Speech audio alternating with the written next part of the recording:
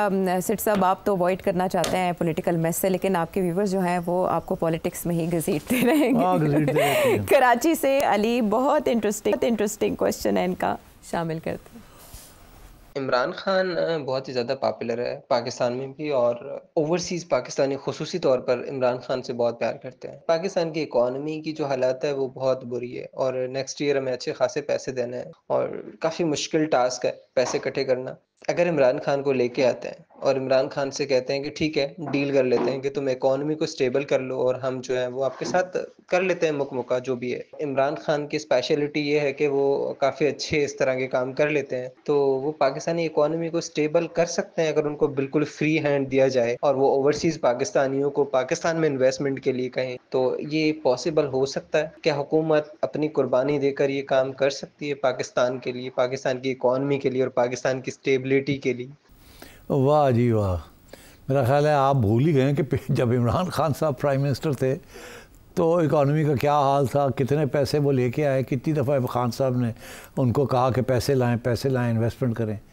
कमाल हो गया यार। वैसे आपस की बात है, खान साहब एक धेला नहीं ला सकते पाकिस्तान के लिए।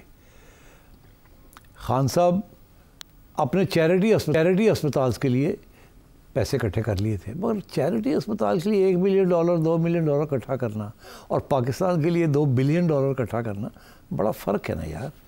खान साहब से यही उम्मीद थी जब वो आए थे 2018 में, या लाए गए थे कि जी आप गवर्नमेंट भी ठीक करें, स्टेबल करें, अच्छे लोग रखें, करप्शन ख़त्म करें और दुनिया के ममालिक के साथ अच्छे तल्लुकात करें, तजारत को शुरू करें, इन्वेस्टमेंट लेके आएँ और पाकिस्तानी जो एक्सपैट्रिएट्स हैं उनसे कहें कि वो दिल खोल के पाकिस्तान के अंदर इन्वेस्टमेंट करें और पैसे लेके आएँ। एक ढिला नहीं आया। तो उसकी वजह थी कि ये गवर्नमेंट नहीं चला सकते। Khan is a great leader, a great populist leader, और खान को गवर्नमेंट चलाना उसको आती नहीं है। खान आता था 11 बजे और 3-4 बजे घर चला जाता था, और उसने अपनी एक्सरसाइज भी करनी होती थी, उसने और भी काम करने होते थे बनी गाला में। तो Khan was a part time prime minister. Cabinet meeting होती थी या वो सोशल मीडिया के लिए इंटरव्यूज़ देते रहते थे सारा वक्त, और वो मोटी मोटी बात करके फ़ारग हो जाते थे। और जो टीम बनाई थी उन्होंने, यूजलेस टीम, फाइनेंस मिनिस्ट्री की तबाही कर दी थी उन्होंने।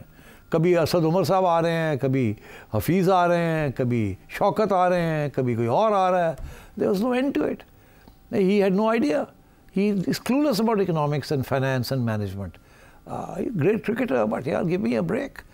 तो अब आपकी ये तवक्को है कि खान आएगा, स्टेबिलिटी आ जाएगी ऑफ द इकॉनमी, वो चल पड़ेगी, बड़ी ज़बरदस्त इकोनॉमिक पॉलिसीज़ होंगी। वो तो शुरू में ही पता चल गया था जब इन्होंने आतिफ मियाँ को, किसी ने कहा कि जी आतिफ मियाँ is the world's greatest Pakistani economist, उन्हें बुला लें आप। वेरी गुड, बुलाओ जी आतिफ मियाँ को। आतिफ मियाँ आ गए जनाब, बड़े खुश and he is a great गाय। पता चला जी कि वो किसी माइनॉरिटी कम्युनिटी के हैं और वो तो बड़ी तनकीद हो जाएगी, ओह अच्छा छुट्टी करा दो। तो मतलब इस तरीके से तो नहीं इकोनॉमीज चलती। और मतलब 4 साल में 4 finance ministers, give me a break. पहले एक IMF आएगी, फिर नहीं आएगी, फिर आएगी, एंड सो ऑन। मैं बहुत से एग्जाम्पल्स दे सकता हूँ। तो he was a disaster as far as economic management was concerned. And similarly, वो जो बाकी वादे थे कि जी खान की वजह से ये हो जाएगा, वो हो जाएगा, खान के दौरान हमारे foreign relations rock bottom, India के साथ रॉक बॉटम, पहले बॉटम पे थे, फिर रॉक बॉटम पे चले गए। अमेरिका के साथ ठीक ठाक थे, वो भी ख़राब हो गए। सऊदी अरेबिया के साथ बहुत अच्छे थे, वो भी ख़राब हो गए, और रह क्या गया? तो I am sorry, Khan is a great guy, great agitator, great cricketer, a great leader, a populist, मगर Khan is not a good administrator. और ख़ान को अगर आप वापस लाएंगे तो फिर पूरी टीम भी दें खान को, और ख़ान को कहें कि बस वो 2 घंटे के लिए आया करे और गपशप मार के चला जाया करे, और फिर हुकूमत किसी और के हवाले करें जो कि गवर्नमेंट को और मईशत को चला सकते हैं। ओके अली साहब, आपको जवाब मिल गया कराची से, और अब वहाँ से सही चलेंगे नोमान साहब के पास। वो क्या जानना चाह रहे हैं? सीडी साहब, अभी ये पख्तूनों के अगेंस्ट और अफगानियों के अगेंस्ट एक कैंपेन चल रही है सोशल मीडिया पे, नून लीग की तरफ से और थोड़ी बहुत एस्टैब्लिशमेंट की तरफ से। तो क्या ये 90s की तरह, जो जिस तरह जाग पंजाबी जाग का नारा लगाया था नवाज शरीफ साहब ने अगेंस्ट पीपल्स पार्टी, और उस टाइम भी उनको एस्टैब्लिशमेंट की सपोर्ट थी, तो क्या ये उसी तरह की कैंपेन है टू काउंटर पीटीआई इन पंजाब? नहीं, देखिए, yes it is slightly aimed at PTI, but मेरा ख्याल है एस्टैब्लिशमेंट को ये बात पसंद नहीं है और ये ख़त्म हो जाएगी कैंपेन, जो मेरी इन्फॉर्मेशन भी है और अंडरस्टैंडिंग भी है। और इसके पीछे यही है कि क्योंकि पीटीआई की तरफ से ये आवाज़ें उठी हैं कि ये जो धरना था, लॉन्ग टर्म मार्च था, आखिरी कॉल थी, इससे पंजाब की तरफ से शमूलियत नहीं हुई, पंजाब के लीडर्स भी नहीं पहुँचे, पंजाब की आवाम भी नहीं खड़ी हुई। तो केपी के लोग और उनके दरमियान ये एक किस्म की एक फीलिंग थी, या उसको उकसाया भी गया फ्रॉम देयर साइड कि ओए पंजाबी हो, तुसी कित्थे हो।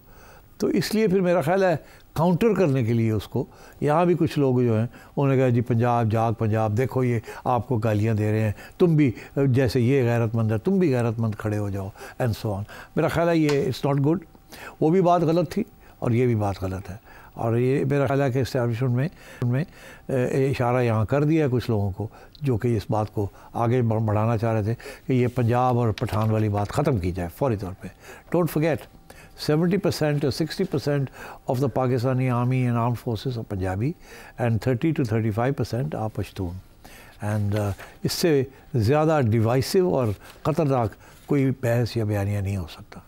और अब सिटी साहब से सवाल मुनज़्ज़ा यास्मीन साहिबा कर रही हैं इस्लामाबाद से। ये जो कुछ भी हो रहा है इस सब में नून लीग तो सही से बली का बकरा बनी हुई है, हर तरफ से लान तान सुन रही है। पीपल्स पार्टी गवर्नमेंट इत्तेहादी होने के बावजूद मजे से बैठ के सब तमाशा देख रहे हैं। जितने भी पीटीआई के लोग हैं इनको पीपल्स पार्टी में कोई नुक्स नजर नहीं आता। इन्हें जब भी गालियां देनी होती है सोशल मीडिया पे भी, वैसे भी इनके यूट्यूबर भी, इनके सहाफ़ी भी, सब सिर्फ और सिर्फ नून लीग को निशाना बनाते हैं। जो भी ये ड्रामा हुआ है 24 नवंबर को, उसमें भी पीपल्स पार्टी का कोई कैरेक्टर नहीं है। तो मेरे ख्याल से सबसे ज्यादा मजे में इस वक्त जरदारी साहब और उनकी पार्टी है। और नून लीग को क्या ऐसी आफत आई थी कि ये गवर्नमेंट बनाते ना बनाते, एस्टेब्लिशमेंट करती जो उन्हें करना था, बना लेते पीटीआई वाले गवर्नमेंट। ये सब कुछ इन्होंने अपने गले में क्यों डाला है? मुझे तो कभी कभी तरस आता है इन लोगों के ऊपर कि सब कुछ ठीक करने के उसमें चल रहे हैं, एस्टेब्लिशमेंट के साथ भी बिल्कुल सिंसियर चल रहे हैं, और फिर भी हर तरफ से बेचारे जो है परेशान ही है। एक्चुअली इसका जवाब मैं एक दफ़ा नहीं काफ़ी दफ़ा दे चुका हूँ मुख्तलिफ मौक़े पे। अगर आप चाहें तो मैं एक दफ़ा फिर दोहरा देता हूँ, और थोड़ी सी इसमें इंफॉर्मेशन भी है और कहानी भी है और हकीकत भी है। ये है कि जब ये सब कुछ हुआ तो उस वक़्त जब खान साहब की छुट्टी हुई तो नून लीग के अंदर ही डिबेट चली थी कि फौरी तौर पे इलेक्शन करा लिया जाए या हुकूमत ले ली जाए। और उसमें दो पॉइंट्स ऑफ व्यू थे। एक ये था कि नहीं, हुकूमत ले लेते हैं और 6-7 महीने रखेंगे, कुछ हमारे केसेस हैं उनको ख़त्म करवाएंगे, कुछ ये है कि हुकूमत के बेसिस के ऊपर कोई थोड़ी बहुत अपने लिए सहूलतें क्रिएट करेंगे, एक ऐसी प्लेइंग फील्ड क्रिएट करेंगे जो कि थोड़ी सी फेवरेबल हो। तो इसलिए 4-5-6-7 महीने के लिए ले लेते हैं। अच्छा, जो काउंटर आर्ग्यूमेंट था वो ये था कि नहीं, अभी सारा वो IMF वाली चीज़ गले पड़ने वाली है, हम उसका हिस्सा नहीं बनना चाहेंगे, बिकॉज अगर हम बन गए तो बड़ी गड़बड़ हो जाएगी, आवाम हमसे दूर हो जाएगी, फिर ये 5-6 वाली महीने में हम पिट जाएंगे अगर हम इलेक्शन में जाएंगे। इस वक्त खान बड़ा अनपॉपुलर है, हम जीत सकते हैं इलेक्शन फौरी तौर करा के। ये डिबेट चली, उसमें मैं आपको ये बता सकता हूँ कि मियाँ नवाज शरीफ साहब का ये मौक़िफ़ था कि जी अभी इलेक्शन करानी चाहिए। उनको पहले तो जो दूसरी पार्टी थी उन्होंने कहा कि नहीं चलें 1 महीना हमें दे दें, हम 2 कानून करना चाहते हैं, वो पास करके तो हम कर देंगे। वो 2 कानून क्या थे? एक तो ये था कि ये नैब ने हमारे सब गले में फंदे डाले हुए हैं, नैब को थोड़ा सा अमेंड करना है, ये बड़ा ज़रूरी है। और दूसरे भी इसी किस्म का एक और इशू था कि उसको भी कर लें ताकि ये मामला जो है ना उसके बाद हम 30 डेज़ के बाद will dissolve the assembly and will do the election. मगर फिर एक दफ़ा जब वो इक़्तिदार में आ जाते हैं, कुर्सी में बैठ जाते हैं, मज़े आने शुरू हो जाते हैं, सलूट पड़ने शुरू हो जाते हैं, गाड़ियाँ 30-30 गाड़ियों के ड्राइविंग शुरू हो जाती है, तो फिर दिमाग थोड़ा सा मतलब घूम जाता है। तो मेरा ख्याल है फिर यही हुआ। और फिर नवाज शरीफ साहब ने प्रेशर डाला कि अब बस करो, चलो आओ घर, जल्दी से इलेक्शन अनाउंस करो। और मैं आपको ये बता रहा हूँ एज ऑथेंटिक कि फ़ैसला हो गया, चलो जी ठीक है जी, मियाँ साहब कह रहे थे करो जी। और यहाँ तक मैं आपको बता दूँ कि पॉइंट्स भी लिखे गए कि शहबाज शरीफ साहब ने किस दिन ये तकरीर करनी है और उसके अंदर कौन से पॉइंट्स उन्होंने बात करनी है। जैसे ही ये फ़ैसला हुआ और हम चल रहे थे उस तारीख़ की तरफ, तो खान साहब, इमरान खान साहब एक जलसा लेके कहीं जा रहे थे या आ रहे थे, वहाँ उन्होंने खड़े होकर ऐलान किया कि इस्लामाबाद मैं इस गवर्नमेंट को निकालूंगा, मैं आ रहा हूँ। तो आपको याद है वो एक वीडियो क्लिप था कि खान साहब धमकियाँ दे रहे हैं कि मैं आ रहा हूँ और 25 तारीख को मैं ये कर दूँगा, वो कर दूँगा, मैं गवर्नमेंट को नहीं रहने दूँगा। और किसी ने, शाह महमूद कुरैशी साथ इनके खड़े थे और शाह महमूद कुरैशी साहब ने कोई फ़ोन लिया, फ़ोन लेने के बाद इन्होंने खान साहब को कहा, कोई बात कही तो खान साहब ने कहा हाँ ठीक है, कौन है, फिर कहा हाँ ठीक है। तो ये धमकी खान साहब ने उस वक्त दी थी। जैसे ये धमकी दी तो नून लीग वाले जो है उनका सर चकरा गया। उन्हें एक पार्टी जो थी जो रहना चाहती थी गवर्नमेंट के अंदर, उससे दूसरी पार्टी जो मियाँ नवाज शरीफ की पार्टी थी उसको ये कहा कि देखें अब अगर हमने छोड़ दिया तो खान कहेगा मैंने निकाली है गवर्नमेंट, ये हम अफोर्ड नहीं कर सकेंगे। हमारी इस वक्त आवाम ये समझेगी खान ज़्यादा पावरफुल है और हम कमज़ोर हैं, इसलिए हम इसकी धमकी के अंदर प्रेशर में आ गए। तो ये आर्ग्यूमेंट जो थी ये फिर उन्होंने मियाँ साहब को आगे रखी कि जी हुण नहीं असी जाना, हुण खान ने धमकी देती है तो हुण अगर असी गए तो एक कमज़ोरी होएगी और कमज़ोरी दे विच इलैक्शन आवाम ये समझेगी कि वो तकड़ा है, ये दौड़ गए ने, उन्हें धमकी दी थी तो दौड़ गए ने। तो उस वक्त फिर ये फ़ैसला रिवर्स किया गया कि ठीक है फिर अब वो स्पीच शहबाज शरीफ साहब नहीं देंगे और अब हम रहेंगे, आगे जाके देखा जाएगा। वो जो आगे जाके देखने वाली बात थी वही थी कि जी सितंबर नवंबर तक हम रहेंगे फिर देखा जाएगा, मगर वो सितंबर नवंबर में तो फिर कोई और ही बात शुरू हो गई और वो फिर ख़त्म ही नहीं हुई, जिसकी वजह से फिर इनको आगे जाके एक और स्टेज पे इलेक्शन अनाउंस करनी पड़ी। और जब वो की तो फिर आपने देख ही लिया कि हशर क्या हुआ। So I think that was the original mistake. अब ये है कि इन्होंने गवर्नमेंट क्यों ली इस वक्त तो ऑप्शन ही कोई नहीं थी। इनको तो कहा गया था कि हम इलेक्शन करा देते हैं, आप आएंगे, आपने गवर्नमेंट चलानी है और IMF प्रोग्राम करना है। अब आप कह रहे हैं कि ये इनको नहीं लेनी चाहिए थी, मगर वो तो बात पहले का फ़ैसला था ना, पहले ना लेते और इलेक्शन करा लेते। अब जब इलेक्शन करा के ये मतलब ये आ गए हैं, अब चारा कोई नहीं था ना। अब तो ये इस्टेब्लिशमेंट की पार्टी बन चुके हैं, ये आवाम की पार्टी तो नहीं है। तो अब ये कि इस्टेब्लिशमेंट की पार्टी है तो फिर जो इस्टेब्लिशमेंट कहेगी वो करना पड़ेगा। अब वो पिटाई हो रही है। IMF का प्रोग्राम जो है, इन्होंने मिफ्ता इस्माइल कहते थे कि जी IMF का प्रोग्राम करना पड़ेगा, मियाँ नवाज शरीफ कहते थे नो, अवाम पे बोझ हमने नहीं डालना। ठीक है, तो क्या हुआ, मिफ्ता इस्माइल की छुट्टी करा दी थी कि जी तुम गलत बात कर रहे हो, और आखिर में क्या हुआ, जो मिफ्ता कह रहे थे वही किया इन्होंने आके, क्योंकि और चारा कोई नहीं था। तो जब वो किया तो अनपॉपुलर हो गए। अब खान जो है वो रिबाउंड कर गया, और जब खान रिबाउंड किया तो फिर इलेक्शन में आपने देख ही लिया क्या हुआ। फिर करना पड़ा, कोई हाथ पैर मारने पड़े खान को रोकने के लिए। तो अब मैं समझता हूँ कि इस किस्म की गलतियाँ हुई हैं, bad policies and bad decisions.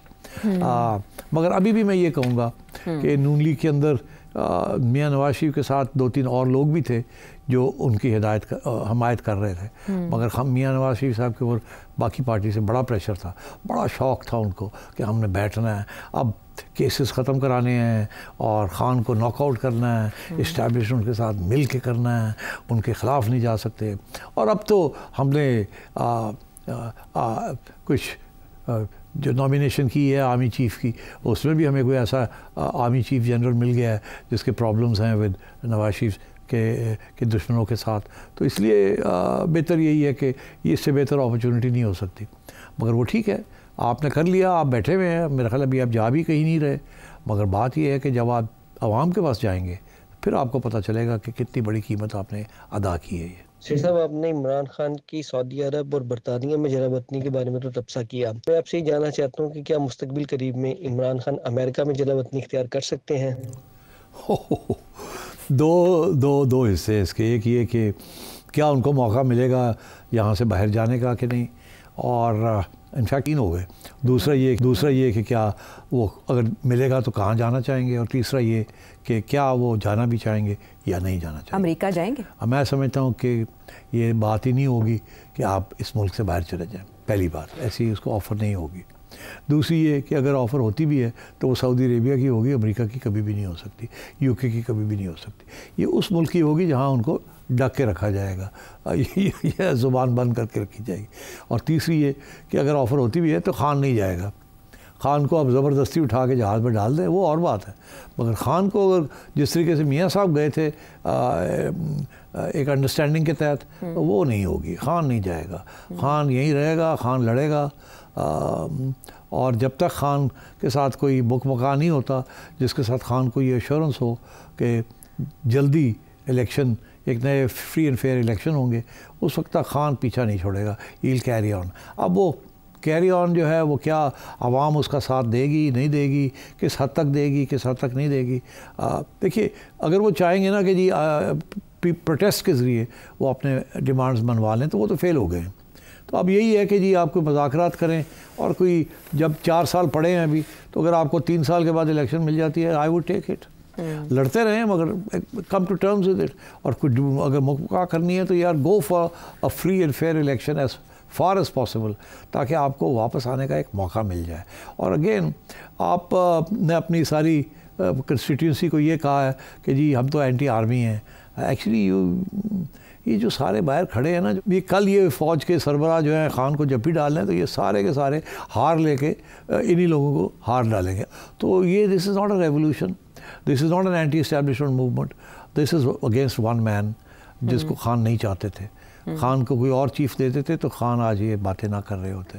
तो इसलिए इसको सोच समझने की बात करें। जैसे मैं एक ज़माने में कहता था, ये जो लॉयर्स मूवमेंट है 2009 में 8 में जो हुआ था, that was not a revolutionary movement. It was not a movement जो कि ट्रांसफॉर्म करने जा रहा था आपकी जुडिशल लैंडस्केप। ऐसे लगता था इनकलाब आ गया है और इंसाफ मिलेगा। क्या मिला आपको? कुछ भी नहीं।